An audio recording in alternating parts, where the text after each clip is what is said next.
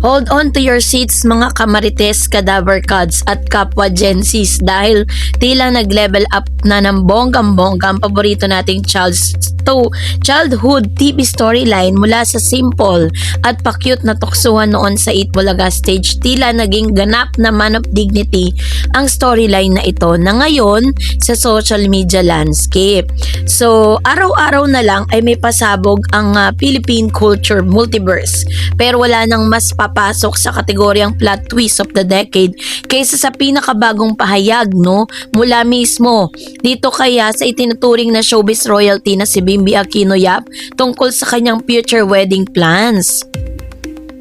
Kaya naman kumuha ka muna ng iyong iced coffee o milk tea, mag-chill at basahin ang ating comprehensive, highly detailed at nakakakilig na 2,000 word special kilig and social media trend report tungkol sa matapang, seryoso at trending na paninindigan ni Bimbi. So bago yan, of course, if you haven't subscribed yet to my YouTube channel, please don't forget to like, share, and subscribe at hit mo na rin ang notification bell for more showbiz updates. So eto na, let's talk about this one dahil bago tayo palang pumunta dun sa proper topic natin, panoorin muna natin ang video TikTok live na ito. Let's watch this. 2 years to lang daw kuya, papasa na sa good ICU. No. Wala magpapakasal si pamilyang do. Bye.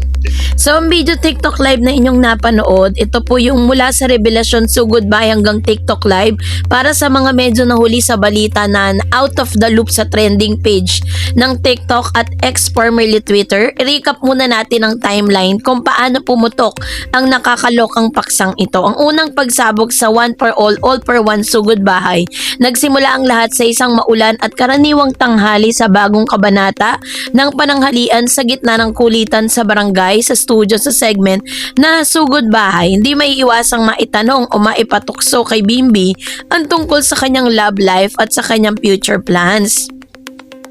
Nasanay ang publiko na kapag tinatanong ang mga teenager o young adults tungkol sa kasal, ang karaniwang sagot ay bata pa po ako. Focus muna sa career at study, secret na lang po. Pero hindi si Bimbi. Sa harap ng milyong-milyong Pilipinong nanonood sa TV at nagla-livestream online, formal at walang kagat-kagat sa dila niyang binunyag na in 2 years time magpapakasal na ako, sabi niya. Sabog ang buong Pilipinas, ang dating cute na bata na kasama ni Chris Aquino sa mga talk shows at commercial ay opisyal nang nagbigay ng timeline para sa kanyang settle down era.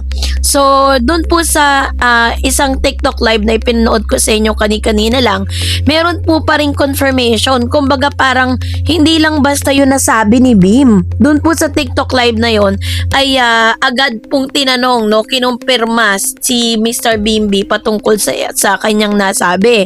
Kaya naman nagkaroon ng confirmation sa TikTok live ni Papa Jack.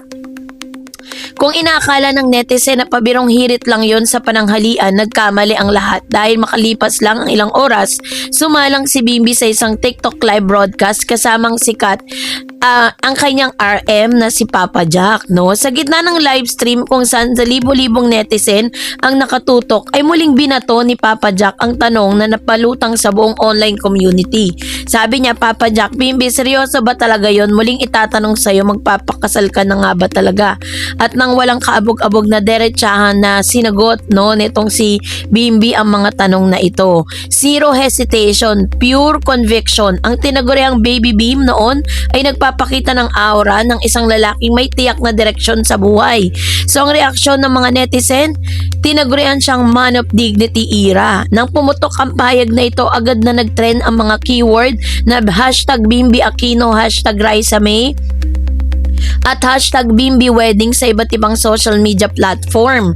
So, tinawag siyang man of dignity, papanindigan talaga. Bakit nga ba ganun na lang ang gulat at kilig ng mga tao? Bakit tinagurian ng marami si Bimbi bilang isang man of dignity, firm commitment over casual dating culture sa panahon ngayon ng Gen Z that dating dating kung saan uso ang situationship, ghosting at talking stage na walang malinaw na pupuntahan. Na isang malaking breath of fresh air na nakakakita ng isang batang lalaki mula sa kilalang pamilya na hindi natatakot magsalita tungkol sa commitment word of honor. Pinapakita ni Beam na ang salitang binata na siya sa telebisyon ay hindi lang para sa publicity o para maging ingay sa mga tabloids. Nung muli siyang tanungin sa isang hiwalay na platform sa TikTok Live, pinarangalan at pinanindigan niya ang kanyang sinabi, gentleman virtues from here upbringing. Hindi may kakaila ng pagiging outspoken at pagiging totoo ni Bimbi ay tatak ng kanyang inang si Chris. Ang pagiging straightforward at hindi pagtatago ng tunay na nararamdaman ay naging trademark na ng kanyang pagkatao. Yung tinatawag na ultimate throwback. Bakit dinadamay si Raisa May Dizon sa kilig narrative? Hindi pwedeng banggitin ang pangalang Bimbi Aquino Yap sa larangan ng daytime TV nang hindi naiisip ng mga tao si Raisa May. Para sa mga nagdadalaga at nagbibinata ba, habang nanonood ng Eat Bulaga ang dalawang itong original na mini showbiz royalty meets Darling of the Masses pairing.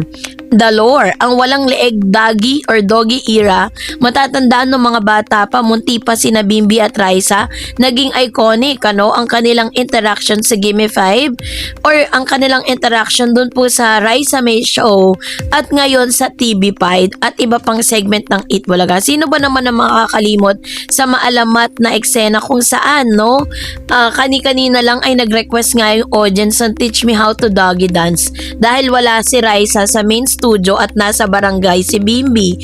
Kaya naman si Bimbi yung sumayaw, ginawa ni Bimbi ang iconic walang leeg dance move bilang pang-aasar kay Raisa May. Tinukso niya si Alan Kay na nangangamoy LQ na naman dang dahilan ng biglang pamumula ng muka at pagbehave ng batang si Bimbi. Mula childhood teasing tungkol sa seryosong paninindigan dahil sa nakaraang kasaysayan na ito, kapag nagbibigay si Bimbi ng mga mapahayag tungkol sa love life at kasal, matik na naaalala ng publiko ang nostalgic puppy love moments sila ni Raisa May. Ika nga ng mga netizens sa comment section, grabe dating nangaasar lang sa sayaw ng ibig, ngayon paman of dignity na ang mga sagot, paninindigan talaga.